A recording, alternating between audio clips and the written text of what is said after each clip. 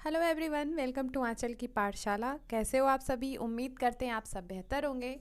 और आज हम पढ़ने वाले हैं क्लास 8th की एनसीईआरटी ज्योग्राफी का लास्ट चैप्टर। ठीक है, ये क्लास 8th की आपकी ज्योग्राफी जो मैं पढ़ा रही हूँ। क्लास 6 और 7th की ज्योग्राफी ऑलरेडी मैंने पढ़ा दी है। अगर अभी तक आपने उन वीडियोस को नहीं देखा है तो आप जा कर के देख लीजिए। और आज हमारा ज्योग्राफी जो है क्लास 8th का यहाँ पे ख़त्म हो जाएगा। ये आपका लास्ट चैप्टर है, ठीक है, जिसका नाम है मानव संसाधन। इसको हम अच्छे से पढ़ेंगे, सारी चीज़ों को अच्छे से डिस्कस करेंगे।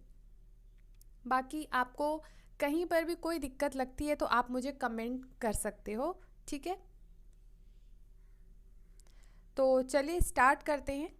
हमने पहले ये पढ़ा था कि जो संसाधन होते हैं वो कई तरीके के होते हैं। जैसे एक आपका प्राकृतिक संसाधन होता है जो हमें प्रकृति देती है, जैसे जल है, वायु है, मृदा है, ये सब हमें प्रकृति ने दिया है। ठीक, मानव निर्मित संसाधन होते हैं जो मनुष्यों ने बनाए हैं।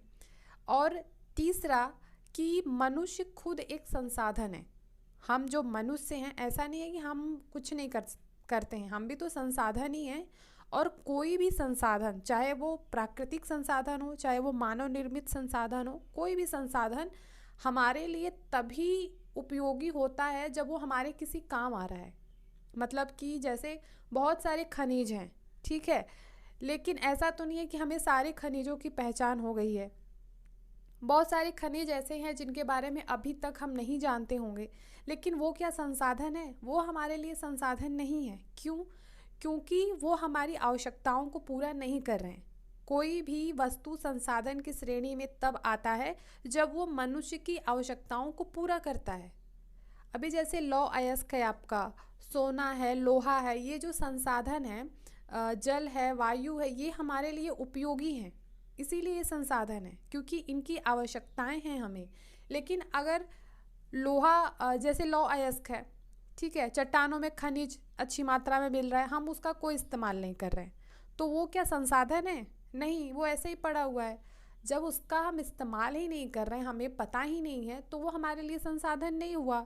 लेकिन हम उनका इस्तेमाल अगर कर रहे हैं, उनका खनन कर रहे हैं, जल है इसका इस्तेमाल कर रहे हैं, वायु का हम इस्तेमाल कर रहे हैं, तो वो हमारे लिए एक रिसोर्स है, एक संसाधन है वो हमारे लिए, है ना। तो हम जो मनुष्य हैं वो खुद में भी एक संसाधन है। किस तरीके से? अगर आप कहेंगे कि मानव जो है वो संसाधन कैसे है, कैसे बनता है संसाधन, तो मानव जो है वो अंतिम संसाधन होता है। प्राकृतिक संसाधन, मानव निर्मित संसाधन, और तीसरा मानव खुद तीसरे नंबर पे आता है। तो हम मनुष्य कैसे संसाधन बनते हैं? अपनी शिक्षा से, अपने स्वास्थ्य से। यानी कि हमारा जो स्वास्थ्य है, हमारी जो शिक्षा है, ये सारी चीज़ें हमको बेहतर बनाती है। क्योंकि हम भी तो किसी न किसी तरीके से इस समाज में योगदान दे रहे हैं, तभी तो हम संसाधन हैं। जैसे अगर हम स्वस्थ हैं, हम पढ़े लिखे हैं, हमारे अंदर अगर क्वालिटीज़ हैं, तो हम इस समाज को अपना बेस्ट दे रहे हैं, समाज के लिए हम काम कर रहे हैं, है ना, तो हम संसाधन हो गए। अन्य संसाधनों की भांति मानव संसाधन विश्व में समान रूप से वितरित नहीं है। अपने शैक्षिक स्तर, आयु और लिंग में वे एक दूसरे से भिन्न हैं। उनकी संख्या और लक्षण भी बदलते रहते हैं। जिस तरीके से जो प्राकृतिक संसाधन होते हैं वो अलग अलग जगहों पे आपको अलग अलग तरीके के मिलेंगे। जैसे अगर आप झारखंड में आते, आपको यहाँ पे अच्छी मात्रा में लौह अयस्क देखने को मिलेगा। लेकिन ऐसा नहीं है कि ये लौह अयस्क आपको उत्तर प्रदेश में मिल रहा हो, हर जगह पे नहीं मिलता है ना।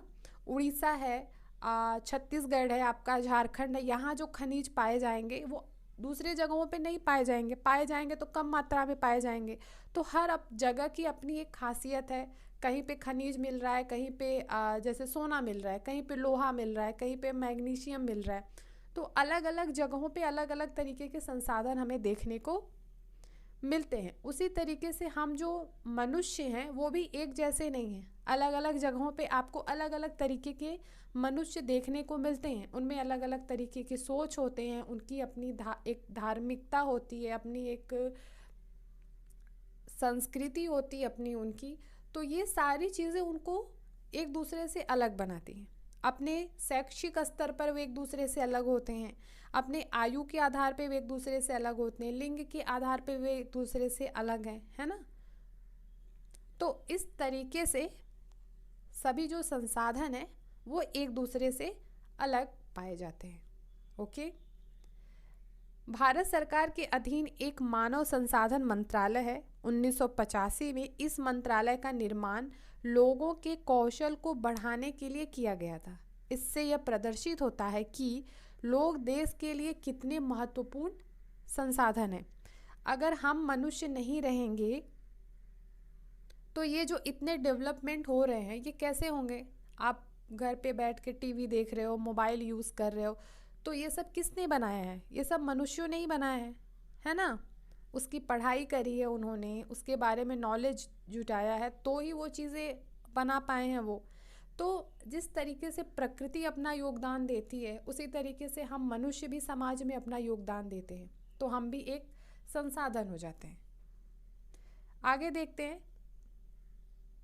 प्रधानमंत्री कौशल विकास योजना को 2015 में 1 करोड़ भारतीय युवाओं को 2016 से 2020 तक प्रशिक्षित करने के उद्देश्य से शुरू किया गया था। इस योजना का उद्देश्य संभाव्य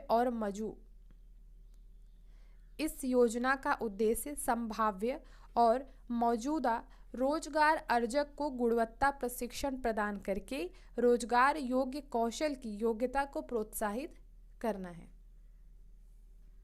इसके बाद हम देखते हैं जनसंख्या वितरण। जनसंख्या वितरण किसको कहते हैं?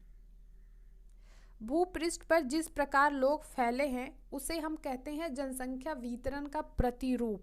जैसे कि हमारी पृथ्वी पर एक समान जनसंख्या आपको देखने को नहीं मिलेगी, कहीं पर जनसंख्या कम होगी, कहीं पर उससे थोड़ी सी ज़्यादा होगी, कहीं पर उससे कम होगी और कहीं पे बिल्कुल आपको जनसंख्या ही देखने को नहीं मिलेगी, है ना। तो अलग अलग जगहों पे अलग अलग लोग रहते हैं, जहाँ पे जैसी परिस्थिति पाई जाती है उस हिसाब से वहाँ पे पॉपुलेशन डेवलप होता है।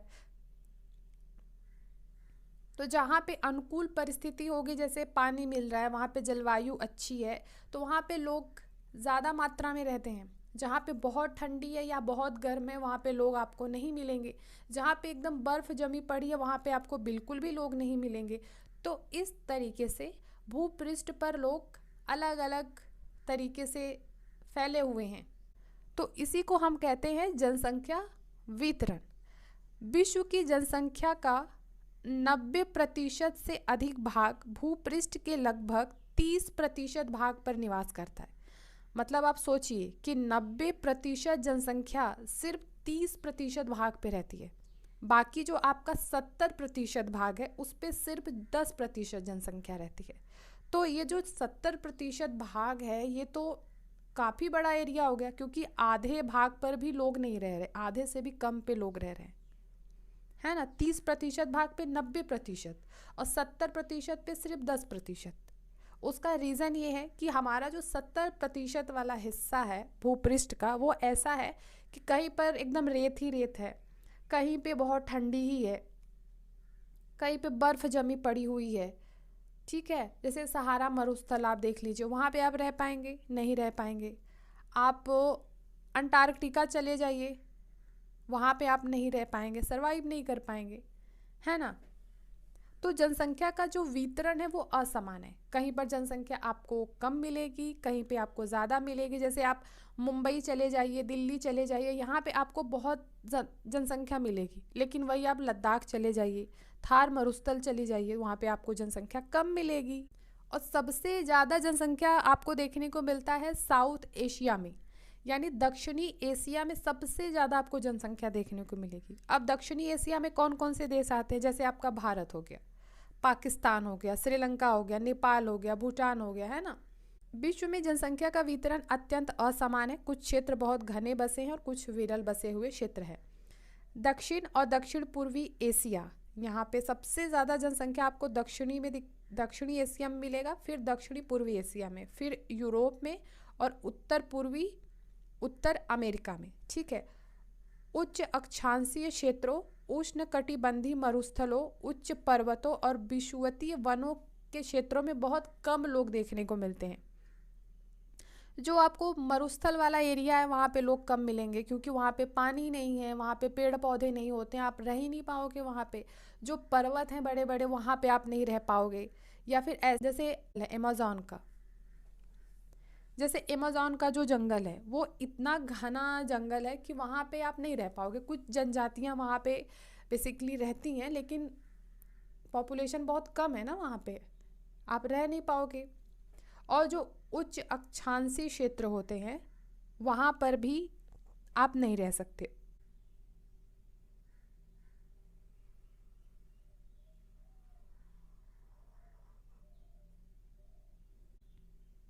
तो जैसे हम उच्च अक्षांश वाले क्षेत्र को देखते हैं, तो सबसे पहले ये हमारा है 0 डिग्री, ठीक है, जिसको हम विषुवत रेखा कहते हैं। और जब आप इधर 60 डिग्री, ये आपका है 60 डिग्री नॉर्थ में, और आपका ये जैसे 60 डिग्री आपका ये है साउथ में, ठीक है। तो ये आपका जो 0 डिग्री है ये क्या है, ये है आपका निम्न अक्षांश। ये है क्या, आपका निम्न अक्षांश, ठीक है। अब आप जैसे जैसे ऊपर जाते हैं तो ये आपका आ जाता है उच्च अक्षांश। जैसे जैसे आप ऊपर जाएंगे 0 डिग्री के, तो आपको उच्च अक्षांश देखने को मिलेगा। सेम चीज़ आपकी यहाँ भी होगी।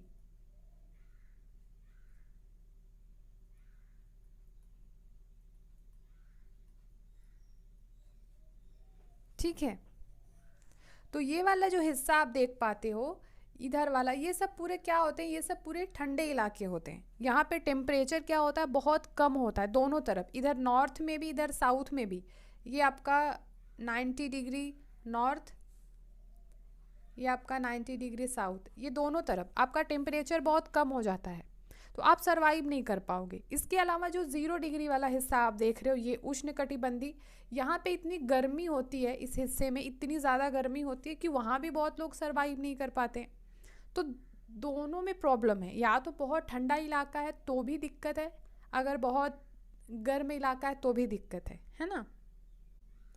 तो यही मैं आपको बताने की कोशिश कर रही थी कि ऐसे इलाकों में जो उच्च अक्षांशीय क्षेत्र होते हैं, जो उष्णकटिबंधी मरुस्थल हैं या पर्वत हैं, ऊंचे ऊंचे वन हैं बहुत ज़्यादा, तो वहाँ पे बहुत कम लोग आपको देखने को मिलेंगे। यहाँ पे अगर आप देखेंगे महाद्वीपों के अनुसार विश्व जनसंख्या को यहाँ पे दिखाया गया है इस इमेज के थ्रू। इसमें अगर आप देखेंगे तो एशिया में सबसे ज़्यादा लोग रहते हैं, सबसे ज़्यादा एशिया में लोग, ये जितने भी आप येलो कलर वाले लोगों को देख रहे हो ये एशिया के लोग हैं। कितने ज़्यादा हैं आप देखिए। फिर आप जो इस कलर में देख रहे हो ये यूरोप वाला हिस्सा है। फिर अफ्रीका में रहते हैं ये लोग। इसके बाद मध्य और दक्षिणी अमेरिका में रहते हैं जो ब्लू कलर। उत्तर अमेरिका में रहते हैं रेड कलर, जिसमें भी आप 5 लोग हैं, ये भी आप काउंट कर सकते हो। सबसे कम लोग आपको मिलेंगे ओशेनिया, जो कि ऑस्ट्रेलिया, न्यूजीलैंड और प्रशांत द्वीप समूह में रहते हैं, 1% लोग। ठीक है, तो सबसे ज़्यादा जनसंख्या आपने कहाँ देखी, एशिया में। विषुवत वृत्त के, जो हमारा विषुवत वृत्त है जो मैंने आपको दिखाया था अभी इमेज में, जो 0 डिग्री था, उसमें भी जो दक्षिण वाला हिस्सा है वहाँ पे कम लोग रहते हैं। जब आप उत्तर में जाते हो, नॉर्थ में जाते हो, तो वहाँ पे आपको ज़्यादा लोग मिलते हैं। विषुवत वृत्त के उत्तर में ज़्यादा लोग रहते हैं। ठीक है, विश्व की कुल जनसंख्या के लगभग 3/4 लोग 2 महाद्वीपों में रहते हैं। सब मतलब हमारे विश्व की जितनी जनसंख्या है उसका 3/4, 3/4 लोग सिर्फ 2 महाद्वीपों में आपको देखने को मिल जाएंगे, एशिया और अफ्रीका में। कहाँ पे, एशिया और अफ्रीका में। विश्व की 60% लोग केवल 10 देशों में रहते हैं। इन सभी देशों में 10 करोड़ से अधिक लोग रहते हैं। कौन कौन से देश हैं, तो आप इस मानचित्र में देखिए। एक तो आपका सबसे पहले आ जाता है ये चीन, इसके बाद है आपका भारत, चूँकि भारत तब पहले नंबर पे आ जाएगा, इतनी ज़्यादा पॉपुलेशन हो गई है भारत की कि ये पहले नंबर पे आ ही गया है। USA, Indonesia, Brazil, Pakistan, Bangladesh, Nigeria, रूस और जापान। तो सबसे ज़्यादा 2 देश आपको दिख रहे हैं, भारत और चीन, है ना। इसके बाद हम बात करेंगे जनसंख्या घनत्व के बारे में, कि जनसंख्या घनत्व हम किसको कहते हैं। पृथ्वी पृष्ठ के 1/3 क्षेत्र में रहने वाले लोगों की संख्या को हम जनसंख्या का घनत्व कहते हैं। सामान्य रूप से यह प्रति वर्ग किलोमीटर में व्यक्त किया जाता है। संपूर्ण विश्व का औसत जनसंख्या घनत्व 51 व्यक्ति प्रति वर्ग किलोमीटर है। सबसे अधिक जनसंख्या घनत्व आपको देखने को मिलेगा दक्षिणी मध्य एशिया में, इसके बाद पूर्वी एशिया और दक्षिण पूर्वी एशिया में। तो जो जनसंख्या घनत्व है, जैसे ये देखिए, ये आपका क्या है,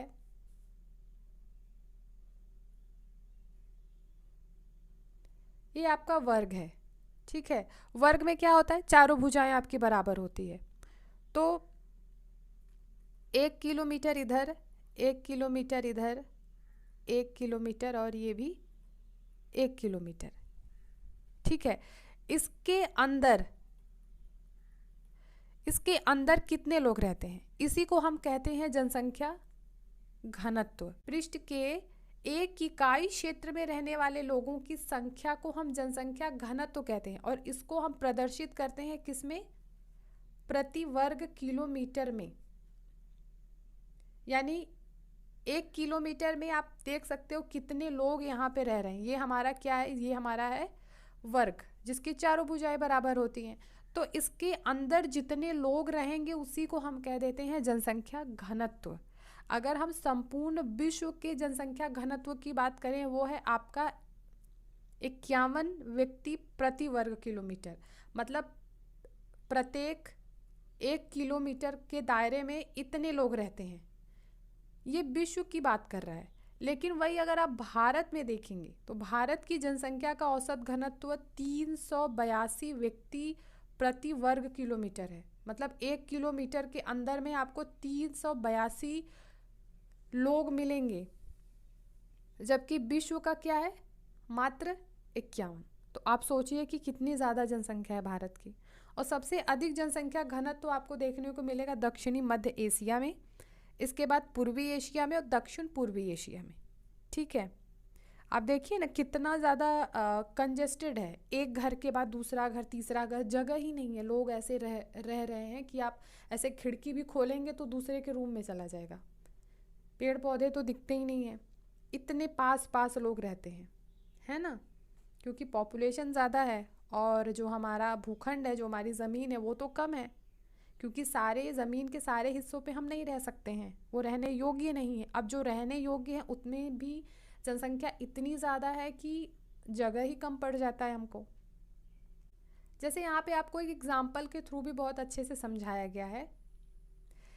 ये बोल रहे हैं कि जब कक्षा के पूरे 30 विद्यार्थी उपस्थित होते हैं, जब कक्षा में पूरे 30 विद्यार्थी आ जाते हैं, तब हमारी कक्षा भरी हुई हमें दिखती है।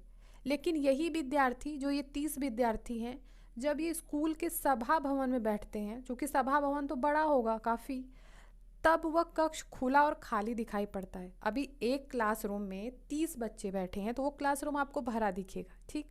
लेकिन उसी 30 बच्चों को आप किसी बड़े क्लासरूम में बैठा दीजिए तो वो जनसंख्या आपको कम दिखेगी और लगेगा काफ़ी सारा जगह है ना। तो फिर दूसरी तरफ से ये बोल रही हैं क्योंकि सभा भवन का आकार या क्षेत्र कक्षा से बड़ा होता है, लेकिन जब स्कूल के सभी बच्चे आ जाएंगे, अभी तो सिर्फ 30 बच्चे उस सभा भवन में बैठे हैं, इसलिए आपको लग रहा है कि जगह काफ़ी अच्छा है, आकार बढ़ा है और बच्चे कम हैं। लेकिन अब स्कूल के सारे बच्चे अगर आकर सभा भवन में बैठेंगे तो सभा भवन भी भरा हुआ दिखेगा आपको, है ना। तो इसी के एग्जाम्पल के थ्रू आप जनसंख्या घनत्व को बेहतर तरीके से समझ पाएंगे। फिर हम देखेंगे जनसंख्या वितरण को प्रभावित करने वाले कारक। ये जो जनसंख्या वितरण है कि कहीं पर जनसंख्या ज़्यादा रह रही है, कहीं पे कम रह रही है, उसका क्या रीज़न है। पहला तो है भौगोलिक कारक और दूसरा है आपका सामाजिक, सांस्कृतिक और आर्थिक कारक। अब भौगोलिक कारक में कौन कौन सी चीज़ें होती हैं, स्थलाकृति कि कैसी भूमि है वहाँ पे, जलवायु कैसी है वहाँ पे, मृदा कैसी है, जल है या नहीं, और खनिज, इनके आधार पे जनसंख्या कम या ज़्यादा रहती है। जैसे कि स्थलाकृति की अगर हम बात करें तो जो पर्वत हैं, जो पठार हैं, वहाँ पे आपको जनसंख्या कम देखने को मिलेगा। ज़्यादातर जनसंख्या कहाँ पे रहती है? मैदानी इलाकों में, क्योंकि वहाँ पे समतल ज़मीन मिल जाती है, लोग खेती कर लेते हैं, है ना, बहुत सारे उद्योग स्थापित कर लेते हैं, अच्छा खासा वहाँ पे जल मिल जाता है। जैसे गंगा के मैदान विश्व के सबसे अधिक घने बसे क्षेत्र हैं, जबकि आप एंडीज, आल्पस, हिमालय जैसे पर्वतों पे देखेंगे तो विरल है, जनसंख्या बहुत कम है। दूसरी चीज़ जलवायु, तो लोग जो है वैसी जलवायु में रहना ज़्यादा पसंद करते हैं जो ना तो ज़्यादा गर्म हो और ना ही ज़्यादा ठंडी हो, ठीक है। लेकिन अगर बहुत गर्म जलवायु रहेगा, जैसे सहारा मरुस्थल है, या बहुत ठंडा है, रूस के जो ध्रुवीय प्रदेश हैं, कनाडा है, अंटार्कटिका है, तो ऐसे जगहों पे लोग नहीं रहेंगे। लोग वहीं रहेंगे जहाँ पे उनको जलवायु ऐसी मिले कि ठंडी भी कम हो, गर्मी भी कम हो, मतलब नॉर्मल एक सहने योग्य हो कि मनुष्य उसमें सरवाइव कर पाए, ऐसी जलवायु में वो रहता है। तीसरी चीज़ है मृदा, कि अगर वहाँ पर उपजाऊ मिट्टी है तो वहाँ पे लोग रहेंगे, क्योंकि लोग खाएंगे क्या? हमारे भारत में ज़्यादातर लोग तो कृषि या कृषि से संबंधित कार्यों में ही लगे पड़े हैं, तो उसके लिए मिट्टी तो चाहिए, तभी तो वो खेती करेंगे और अपना पेट भरेंगे, है ना। तो मृदा अच्छी होनी चाहिए। भारत में गंगा और ब्रह्मपुत्र, चीन में हुआंग ची चौंग जियांग और मिस्र में नील नदी के उपजाऊ मैदान, घने बसे हुए क्षेत्र हैं, यहाँ पे लोग ज़्यादा इसीलिए रहते हैं, ठीक। जल की बात करें तो लोग उन क्षेत्रों में ज़्यादा रहेंगे जहाँ पे जल उनको अच्छी मात्रा में मिले, अलवणीय जल मिले, क्योंकि सागर और महासागरों का जल जो होता है वो लवणीय होता है, उसमें नमक की मात्रा होती है, तो वो हमारे इस्तेमाल के योग्य नहीं होता है। हम जिस जल का इस्तेमाल करते हैं वो अलवणीय जल होता है। इसके बाद है आपका खनिज, तो खनिज निक्षेपों वाले क्षेत्र बहुत अधिक बसे हुए हैं। दक्षिणी अफ्रीका के हीरे की खान, मध्य पूर्व में तेल की खोज ने इन क्षेत्रों में लोगों को रहने के लिए प्रेरित किया, क्योंकि यहाँ पे बेसिकली आपको रोजगार मिल जाते हैं, है ना, तो वहाँ पे लोग रह लेते हैं। इसके बाद अगर हम सामाजिक, सांस्कृतिक और आर्थिक कारक को देखें तो ये भी जनसंख्या वितरण को प्रभावित करता है। आर्थिक कारक मतलब लोगों को जहाँ पे रोजगार मिलेगा लोग वहीं पे रहेंगे, जहाँ पे रोजगार ही नहीं है तो वो कैसे खाएंगे और कैसे जिएंगे। जैसे आप मुंबई चले जाइए, तो मुंबई में क्या है, मुंबई में सबको रोजगार मिल जाता है, छोटा बड़ा हर कोई काम कर लेता है ना, तो वहाँ पे क्या है, लोगों को रोजगार मिल रहा है, तो ये आर्थिक कारक है जो उनको प्रभावित करता है। जापान में ओसाका और भारत में मुंबई, ये दोनों घने बसे क्षेत्र हैं। इसके बाद आपका सांस्कृतिक कारक है, धर्म और सांस्कृतिक महत्व वाले स्थान लोगों को आकर्षित करते हैं, जैसे आपका वाराणसी है, येरूशलम है, वेटिकन सिटी है, ये इसके कुछ उदाहरण हैं। सामाजिक कारक में अगर आप देखेंगे कि अगर आप ऐसे जगहों पे रहना ज़्यादा प्रेफर करते हो जहाँ पे रहने के लिए आपको आवास मिल जाए, शिक्षा अच्छी हो ताकि आपके बच्चे पढ़ाई कर सकें अच्छी, स्वास्थ्य सुविधाएं वहाँ पर अच्छी हो, तो वहाँ पे लोग ज़्यादा रहते हैं। जैसे उदाहरण के लिए यहाँ पे दिया हुआ है पुणे, ठीक। जीवन प्रत्याशा किसको कहते हैं हम? यह उन वर्षों की संख्या है जिसमें औसत व्यक्ति के जीवित रहने की आशा की जाती है, इसको हम कहते हैं जीवन प्रत्याशा। अब हम आते हैं अपने नेक्स्ट टॉपिक पे, जो है हमारा जनसंख्या परिवर्तन। अब देखिए, जनसंख्या परिवर्तन अलग अलग समय पे अलग अलग तरीके से होता है। किसी समय जनसंख्या बहुत ज़्यादा बढ़ जाती है, किसी में नॉर्मल रहती है, किसी पे नॉर्मली वो बढ़ती है, और कभी कभी सडन जनसंख्या काफ़ी ज़्यादा हाई हो जाती है। तो जनसंख्या परिवर्तन से तात्पर्य होता है एक निश्चित अवधि में, मतलब एक निश्चित समय के दौरान लोगों की जो संख्या में परिवर्तन हो जाता है, उसी को हम कह देते हैं जनसंख्या परिवर्तन। और ये कभी स्थिर नहीं होता है, कहीं पे थोड़ा नॉर्मल बढ़ेगा, कहीं पे कई गुना बढ़ जाएगा, ये कभी आपको स्थिर नहीं मिलेगा। और ऐसा क्यों होता है? ये दो चीज़ों की वजह से होता है। बेसिकली अगर हम देखें तो तीन चीज़ों की वजह से, एक तो आपका जन्म, दूसरा आपका मृत्यु, और तीसरा आपका प्रवास हो जाता है। क्योंकि लोग दूसरे देशों से जब हमारे देश में आते हैं, या हमारे देश के लोग जब दूसरे देश में जाते हैं, तो भी तो जनसंख्या बढ़ती है। तो जनसंख्या बढ़ने का देखिए मेन रीज़न एक तो ये है कि अगर जन्म दर ज़्यादा है, मतलब बच्चे जन्म ज़्यादा ले रहे हैं लेकिन मृत्यु दर कम है, लोग मर कम रहे हैं। उसका रीज़न क्या है? पहले के टाइम पे दवाएं नहीं होती थी, इतनी मेडिकल सुविधाएं नहीं होती थी, बहुत दूर दूर अस्पताल होते थे, तो दिक्कत था, लोग मर जाया करते थे। आप देखिए पहले चेचक से लोग मरते थे, अभी आप देखिए क्या चेचक से लोग मरते नहीं, अभी टीका चला है, दवाइयाँ चली हैं। हैजा से पहले कितने लोग मर जाते थे, अभी लोग समझ गए हैं तो साफ सफाई से रहते हैं। तो बहुत मृत्यु दर जो है वो मेडिकल सुविधाओं की वजह से मृत्यु दर कंट्रोल में आ गया है। लेकिन जो जन्म दर है अगर वो कंट्रोल में नहीं रहेगा तो स्वाभाविक सी बात है कि जनसंख्या बढ़ेगी। अगर आप देखेंगे विश्व जनसंख्या वृद्धि आपको यहाँ पे दिखाई गई है, जो कि 500 ईसा पूर्व में देखेंगे तो 100 मिलियन है, फिर इसके बाद बढ़ा 170 मिलियन, फिर 265, फिर आप देखेंगे 1800 ईस्वी में 900 मिलियन हो गया, 1950 में 2500 मिलियन हो गया। ऐसे ऐसे करके 2025 तक अगर आप जनसंख्या देखिए तो ये 8525 मिलियन पॉपुलेशन हो गया।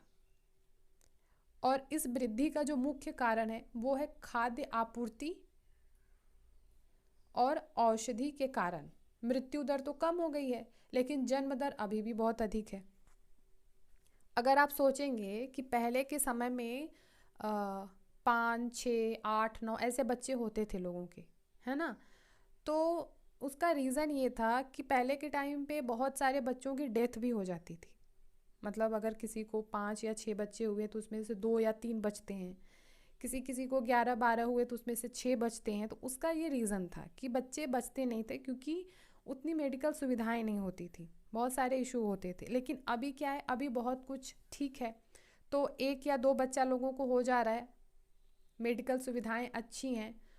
तो अगर अभी भी इस बात को हम नहीं समझेंगे, अगर अभी अभी भी हम ये चीज़ें, जैसे पहले क्या होता था ना कि जनसंख्या कम थी तो एक के अगर 5 या 6 बच्चे भी थे तो भी वो ठीक था, क्योंकि लोग उस हिसाब से, उन लोग डेथ भी होती थी बहुत लोगों की, है ना। लेकिन अभी क्या है कि जनसंख्या इतनी ज़्यादा है कि एक इंसान के भी अगर 2 बच्चे हैं तो पॉपुलेशन ऑलरेडी इतनी ज़्यादा है कि वो भी ज़्यादा लगेगा, है ना। पहले जनसंख्याएं कम होती थी। जैसे अगर हम जन्म दर की बात करें कि जन्म दर हम किसको कहते हैं, प्रति 1000 व्यक्तियों पर जीवित जन्मों की संख्या में मापा जाता है। और मृत्यु दर हम उसको कहते हैं 1000 व्यक्तियों पर मृतकों की संख्या। तो जैसे 1000 बच्चों ने जन्म लिया, अब सभी तो उसमें जीवित नहीं रहते हैं, कुछ बच्चों की उसमें डेथ हो जाती है, ठीक है। तो जैसे 1000 बच्चों का जन्म हुआ और उसमें से मान लीजिए 980 बच्चे उसमें से जीवित हैं, तो ये हो गया क्या, जन्म दर। 1000 बच्चों में जो बच्चे जीवित हैं उसी को हम बर्थ रेट कहते हैं। सिर्फ जन्म ले लिए कि 1000 बच्चे जन्म ले लिए तो जन्म दर हो गया, नहीं नहीं, उसमें से जो बच्चे जीवित हैं उसको हम जन्म दर की श्रेणी में रखते हैं। जिनका डेथ हो गया उनको हम कैसे रखेंगे। मृत्यु दर में भी सेम है, 1000 लोगों पर कितने लोगों की मृत्यु होती है उनकी संख्या को हम मृत्यु दर में मापते हैं। ओके। प्रवास किसको कहते हैं, किसी क्षेत्र विशेष में लोगों के आने और जाने को हम प्रवास कहते हैं। मतलब किसी दूसरे, जैसे भारत के लोग अमेरिका में जाते हैं, वहाँ पे बस जाते हैं, वहीं पे रहते हैं, तो ये क्या है, वो उस देश में चले गए। या हमारे देश में लोग आते हैं रहने के लिए, है ना, तो ये क्या है, प्रवास। जो आने जाने का ये सिलसिला है इसको हम कहते हैं प्रवास। किसी क्षेत्र विशेष में लोग आते जाते हैं, जैसे शिक्षा के लिए जा रहे हैं, जॉब्स के लिए जा रहे हैं, ठीक है, तो इसको हम कह देते हैं प्रवास। एक देश के जन्म दर और मृत्यु दर के बीच का जो अंतर है इसको हम कहते हैं प्राकृतिक वृद्धि दर। से देखिए यहाँ पे आपको डायग्राम के थ्रू भी ये चीज़ें समझाई गई हैं कि अगर जन्म दर ज़्यादा होगा, अगर जन्म दर मतलब बच्चे जन्म ज़्यादा लेंगे और मृत्यु जो है वो कम होगी। जन्म दर अधिक है, जन्म ज़्यादा ले रहे हैं और मृत्यु कम हो रहा है, मेडिकल सुविधाएं, मृत्यु कम हो रही है, तो इस केस में क्या होगा, जनसंख्या बढ़ेगी, ठीक है। और अगर जन्म दर और मृत्यु दर एक समान रहेगा तो जनसंख्या स्थिर रहेगी, ये नॉर्मल है। लेकिन अगर जन्म दर आपका कम है और मृत्यु दर ज़्यादा है, मतलब कम बच्चे जन्म ले रहे हैं लेकिन जो मृत्यु दर है वो ज़्यादा है, लोगों की डेथ ज़्यादा हो रही है लेकिन जन्म कम हो रहा है, तो उस कंडीशन में क्या होगा, एक समय के बाद जनसंख्या में कमी आ जाएगी। तो जनसंख्या का कम होना या जनसंख्या का बढ़ जाना, ये दोनों ही कंडीशन अच्छी नहीं होती हैं। अच्छा होता है जब जनसंख्या स्थिर रहती है, उसमें संतुलन रहता है। ठीक है। प्रवास का एक अन्य कारण है जिसमें जनसंख्या के आकार में परिवर्तन होता है। ये दो तरीके के होते हैं, एक होता है आपका आप्रवास और दूसरा होता है उत्प्रवास। आप्रवास किसको बोलते हैं, जब व्यक्ति नए देश में जाता है तो उसको हम कहते हैं आप्रवास, और जब व्यक्ति एक देश को छोड़ता है तो उसको हम कहते हैं उत्प्रवास। मतलब अगर आप किसी देश में जा रहे हैं तो वहाँ का तो आप्रवास हो गया क्योंकि आप उस देश में जा रहे हैं, लेकिन आपने जिस देश को छोड़ा वहाँ के लिए उत्प्रवास हो गया, है ना। जैसे संयुक्त राज्य अमेरिका, ऑस्ट्रेलिया जैसे देशों में भीतरी प्रवास अथवा आप्रवास द्वारा संख्या बढ़ी है। अमेरिका में और ऑस्ट्रेलिया में जो पॉपुलेशन है थोड़ा ज़्यादा, उसका रीज़न यही है कि लोग वहाँ पर जाकर के रहते हैं, तो वहाँ पे जनसंख्या उस वजह से बढ़ी है। लेकिन सूडान देश का अगर हम उदाहरण ले लें, सूडान एक देश है जहाँ से लोग बाहर जा रहे हैं, मतलब वहाँ पे नहीं रह रहे हैं, वहाँ से लोग बाहर जा रहे हैं, तो वो क्या उत्प्रवास है। तो इसके कारण क्या होगा, वहाँ पे जनसंख्या कम हो जाएगी। जब किसी देश को छोड़ करके अगर ज़्यादा मात्रा में लोग जाएंगे तो वहाँ पे जनसंख्या कम हो जाएगी, है ना। फिर है आपका जनसंख्या परिवर्तन के प्रतिरूप। तो जनसंख्या परिवर्तन के जो प्रतिरूप है वो विश्व में अलग अलग तरीका का आपको वो वो आपको अलग अलग तरीके से विश्व में देखने को मिलेगी। कहीं पे जनसंख्या बहुत तेज़ी से बढ़ रही है, कहीं पे जनसंख्या नॉर्मल है, कंट्रोल में है, कहीं पे जनसंख्या बहुत कम है। तो ये आपको अलग अलग देखने को मिलेगा। जैसे कुछ देशों में, जैसे केन्या, केन्या में जनसंख्या वृद्धि दर ऊंची है, यहाँ पे जनसंख्या ज़्यादा बढ़ रही है। उसका रीज़न क्या है कि इन देशों में जन्म दर और मृत्यु दर दोनों ही उच्च है। मतलब ज़्यादा बर्थ रेट भी है, ज़्यादा लोग जन्म भी लेते हैं और मरते भी ज़्यादा हैं, डेथ भी उनकी ज़्यादा होती है। यहाँ पे जनसंख्या वृद्धि क्या है, ऊंची है। लेकिन अभी क्या है कि स्वास्थ्य सेवाएं आ गई हैं, तो यहाँ पे मृत्यु दर तो कम हो गई, है ना, लेकिन जो जन्म दर है वो अभी भी ज़्यादा है। तो इससे क्या होगा, इससे तो पॉपुलेशन बढ़ेगा ही। अन्य देशों में जैसे आप यूनाइटेड किंगडम में निम्न जन्म दर है, नॉर्मल है, निम्न है, और मृत्यु दर के कारण जनसंख्या वृद्धि की दर मंद है ना। यहाँ पे आपको जनसंख्या वृद्धि की अलग अलग दरें दिखाई गई हैं। जैसे अति उच्च दर अगर आप देखेंगे, जैसे अफ्रीका है, ये आपका अफ्रीका में आपको दिख रहा है सबसे ज़्यादा है। फिर आप जो ये लाइट पिंक में देख रहे हैं, ये उससे थोड़ा सा ज़्यादा जनसंख्या वृद्धि, यहाँ पे सबसे ज़्यादा जनसंख्या वृद्धि अगर आप देख रहे हैं इधर अफ्रीका वाले में। जनसंख्या संगठन, जनसंख्या संगठन जो है वो जनसंख्या की संरचना को बताता है। जो पॉपुलेशन स्ट्रक्चर है उसको बताता है जनसंख्या संगठन। किसी देश की जनसंख्या कितनी भी अधिक होती है, उसके देश के आर्थिक विकास के स्तर में कुछ अंतर नहीं होता। ऐसा नहीं है कि जनसंख्या बढ़ना सिर्फ नुकसान ही है, क्योंकि जितने लोग रहेंगे वो उतना काम भी तो करेंगे, बैठे तो रहेंगे नहीं। अलग अलग लोगों का अलग अलग काम होता है। जैसे ये बता रही है कि मैं अपने पोते पोतियों को कहानी सुनाती हूँ, ये सेतु बनाते हैं, मैं घर की देखभाल करती हूँ, मैं किसान हूँ, मैं कैंसर उपचार की औषधि के लिए शोध कर रही हूँ, ये डॉक्टर है, मैं विवाह समारोह में गाना गाता हूँ, सिंगर है। तो सबका अपना अलग अलग काम है, ठीक है। तो जनसंख्या संगठन हमें ये बताता है कि कितने पुरुष हैं, कितनी स्त्रियां। आप देखते हैं जनगणना, हमें ये चीज़ें पता कैसे चलती हैं कि कितने पुरुष हैं, कितनी महिलाएं हैं, उनका एज कितने, कितने एज के कितने लोग हैं, कितने लोग शिक्षित हैं, किस तरीके के व्यवसाय में लगे हैं, उनके आय का स्तर क्या है, उनका स्वास्थ्य कैसा है। ये सब कुछ हमें जनसंख्या संगठन से ही पता चलता है।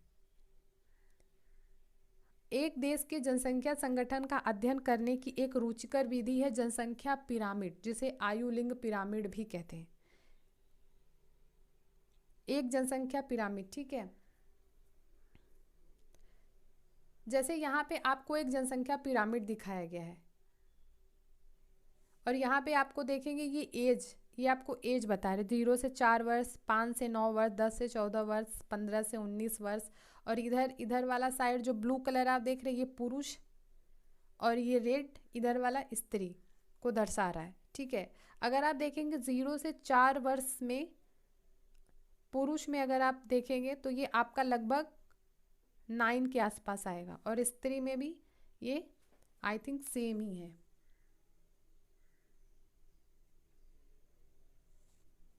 थोड़ा सा इससे कम है। ठीक है, आई थिंक सेम है। ये आपका क्या है, ये जनसंख्या पिरामिड है। जैसे अगर आप यहाँ पे केन्या का पिरामिड देखें, हमने केन्या के बारे में पढ़ा था जहाँ पे जन्म और मृत्यु दर दोनों ही ऊंचे हैं। एक देश का जनसंख्या पिरामिड जिसमें जन्म दर और मृत्यु दर दोनों ऊंचे होते हैं, उसका आधार चौड़ा होता है। ये जो आधार अगर आप देख रहे हैं ये चौड़ा होता है। अगर जन्म और मृत्यु दर दोनों ही ऊंचे हैं तो उनका आधार चौड़ा होगा, पिरामिड। ठीक है, और ऊपर तीव्रता से संकरा होता जाता है। ये देख रहे हैं आप इधर ऊपर में कितना संकुचित हो गया, संकरा बन गया है। ठीक है, आधार चौड़ा रहेगा और जैसे जैसे आप ऊपर जाएंगे तो ये संकरा होता जाता है। ऐसा इसलिए कि बहुत से बच्चे जन्म लेते हैं, लेकिन उनमें से अधिकतर बच्चों की मृत्यु शैशव काल में ही हो जाती है और कुछ ही बड़े हो पाते हैं। इसलिए वहाँ वृद्ध लोग बहुत कम हैं, इसीलिए ये संकुचित है। क्योंकि यहाँ पे जैसे जैसे एज बढ़ता जाएगा वहाँ पे मृत्यु दर भी ज़्यादा है, इसीलिए वहाँ पे जो बड़े बुजुर्ग हैं उनकी संख्या बहुत कम है। और ये है केन्या का पिरामिड। फिर दूसरा पिरामिड आपको दिखाया गया है भारत का। यहाँ के पिरामिड को देख लेते हैं क्या बता रहा है। जिन देशों में मृत्यु दर कम हो रही है, युवा वर्ग आयु वर्ग का पिरामिड चौड़ा है। जो युवा वर्ग है, युवा वर्ग जैसे आप देख सकते हो इधर से 15 से आपका ये 18, 25 से 24, 25 से 29, 29 से 34, ये जो आपके युवा वर्ग हैं इनका पिरामिड आपको चौड़ा दिख रहा है। यह भारत का पिरामिड है। इस प्रकार की जनसंख्या में युवा सापेक्षता अधिक है। इसका अर्थ है कि मजबूत और वर्धमान बढ़ती हुई श्रम शक्ति है। इसके बाद आपको यहाँ पे ये देखिएगा, ये आपको एज बता रहा है, ये आपको पुरुष और स्त्री को दिखा रहे हैं। ठीक है, इसके बाद हम जापान का पिरामिड देखते हैं। जापान जैसे देशों में आधार पर पिरामिड संकरा होता है, या अगर आप इसका आधार देखेंगे तो इसका पिरामिड क्या है, संकरा है। ठीक है, घटी मृत्यु दर के कारण अधिक लोग वृद्ध आयु तक पहुंच जाते हैं। यहाँ पे वृद्ध लोग ज़्यादा रहते हैं। अगर आप जैसे जैसे ऊपर जाएंगे, जैसे ये वाला हिस्सा आप देखिए जो आपका है 15 से 19 साल तक, ये आपको चौड़ा दिख रहा है। फिर 35 से 38, 40, 44, 45, ये सब आपको क्या है, चौड़ा दिख रहा है। यहाँ पे वृद्ध लोग ज़्यादा होते हैं। ठीक है, काफ़ी लंबा जीते हैं जापान में लोग। तो ये चैप्टर आपका ख़त्म हो जाता है। यहाँ पे इस चैप्टर में जो कुछ भी था हमने अच्छे से डिस्कस किया इसको। आई होप आपको ये समझ में आया होगा। और ये जो है आपका लास्ट चैप्टर था क्लास 8th की ज्योग्राफी का। तो आज आपकी क्लास 8th की ज्योग्राफी जो है वो कंप्लीट होती है। 6, 7, 8 की ज्योग्राफी मैंने पढ़ा दी। इसके बाद हम पॉलिटिक्स देखेंगे 6, 7, 8 की। ठीक है, अगर आपको किसी भी तरीके का दिक्कत है तो आप मुझे कमेंट करके भी बता सकते हो। और आपका सीटेट का एग्ज़ाम 7 जुलाई को है, आपके पास अच्छा टाइम है, आप अच्छे से तैयारी करिए अपना। और जो भी यहाँ पे मैं जितनी भी चीज़ें हाईलाइट करती हूँ आप प्लीज़ उसका नोट्स बनाइए, उसको प्रॉपर लिखिए। वीडियो को रोक करके आप नोट्स बना सकते हैं। और अगर आपको खुद से पढ़ना है तो आप बुक मंगा करके भी घर पे पढ़ सकते हैं। तो आई होप आपको अच्छा लगा होगा। चलिए हम मिलते हैं नेक्स्ट वीडियो में। तब तक के लिए आप अपना ख्याल रखें, पढ़ते रहें, पढ़ाते रहें और खुश रहें। जाने से पहले चैनल को लाइक, शेयर, सब्सक्राइब ज़रूर करके जाएं।